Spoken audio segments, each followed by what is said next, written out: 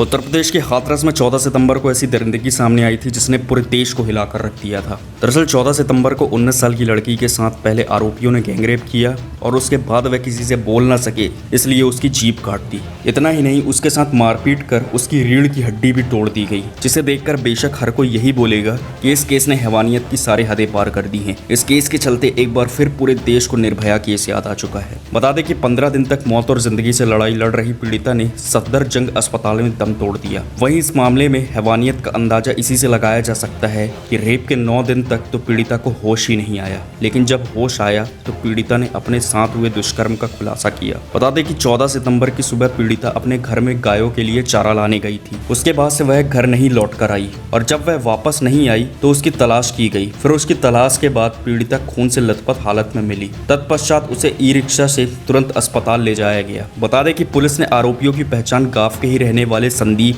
लवकुश, रामू और रवि के रूप में की है। सभी आरोपियों को गिरफ्तार कर लिया गया है और पूरा देश मनीषा के लिए इंसाफ मांग रहा है। लेकिन यहाँ सवाल यह उठता है कि प्रशासन और सरकार की तमाम कोशिशों के बाद भी रेप पर काबू नहीं पाया जा सका है। क्या इस तरह के लोगों को कानून का डर नहीं होता, या फिर हमारे कानून व्यवस्था का इस तरह के दुष्कर्मियों पर कोई प्रभाव ही नहीं पड़ता? क्या फांसी देकर दरिंदों को सजा देना ही पीड़िता को इंसाफ दिलवाना है? क्योंकि इन जैसे लोगों को तो उनके गुनाह की सजा मिलती है, लेकिन जिसके साथ दुष्कर्म कर उसे मार दिया जाता है या मरने की हालत में छोड़ दिया जाता है, उसे किस बात की सजा मिलती है? क्या कानून व्यवस्था या हमारा समाज ऐसा नहीं बन सकता जहां ऐसा करने की किसी की हिम्मत ही ना हो, जहां किसी निर्दोष को अपनी जान या स्वाभिमान गंवाना ही ना पड़े? सरकार तो पीड़िता को तमाम प्रकार के मुआवजा दे देती है, लेकिन क्या किसी की जान और स्वाभिमान की कीमत लगाई जा सकती है? ये एक बड़ा सवाल है। और आप सबका क्या विचार है इस बारे में? अपने नजरिए कमेंट कर बताएं। मिलते हैं अगले वीडियो में।